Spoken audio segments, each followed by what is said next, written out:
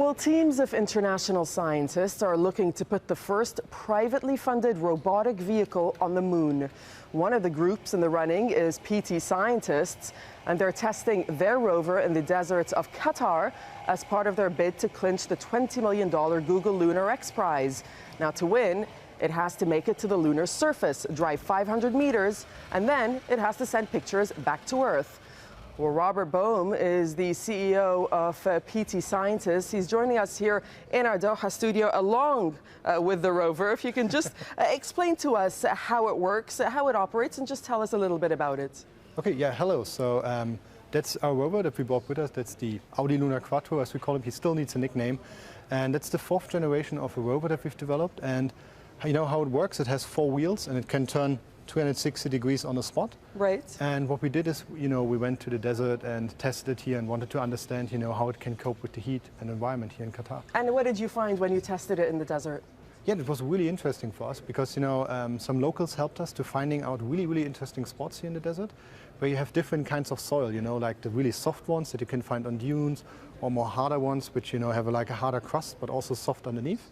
And what we found is that the rover gets a little bit hotter than we thought. We were hoping that it stays a bit cooler, but even though he managed to stay well be in the ranges where he can still operate on the moon later on. It looks slightly complicated to me. How difficult is it to build a rover like this? Oh, very, I think. So we've been working on this for 8 years, and we've not just, of course, building the rover, but also the spacecraft, Alina, as we call her, to get it to the moon.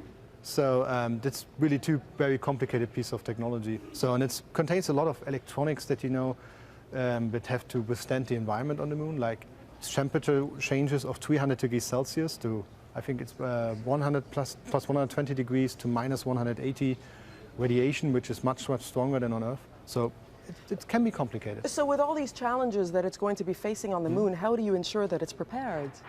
Yeah, so only to, as we in space always say, testing, testing, testing. And that's what we, for example, went to come here. And what we've been here is not just done yet. So something that we're looking for is to find a very special site. And we found some good prospects here for what we call a full analog mission. So full analog mission simulation. So a place where we can test out the entire mission for more than just, we've been spending 2 days in the desert, which was way too much for me already.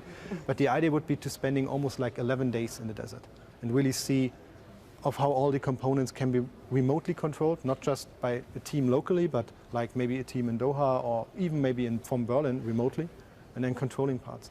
Okay, so you've spent all this time in the desert, as you're saying. You've tested, and it's meant to go onto the moon next year, from what I understand. Yeah. Can you tell us about that process, how it works? Yeah, of course. So in simple terms, what you need is a rocket, you need a spacecraft to get to the moon, and then you need to land that. It sounds very easy, but the rocket part today is luckily a little bit easier because there are commercially rockets available.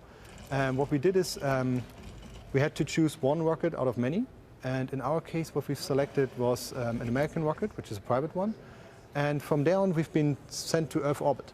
From Earth orbit, we have Alina, which is our spacecraft, which gets us all the way circling, making elliptic curves around Earth, traveling over to the moon, and then doing the landing there, which is the same spacecraft doing the same thing. Not like with Apollo, where people most of the time know that it had been different. There had been like two modules, like the landing stage with Neil Armstrong aboard and like, a service module getting it there.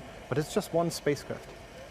All right, and we're just showing the rover. Just explain to us once again how exactly it works and how it operates. And perhaps we can just see it moving along.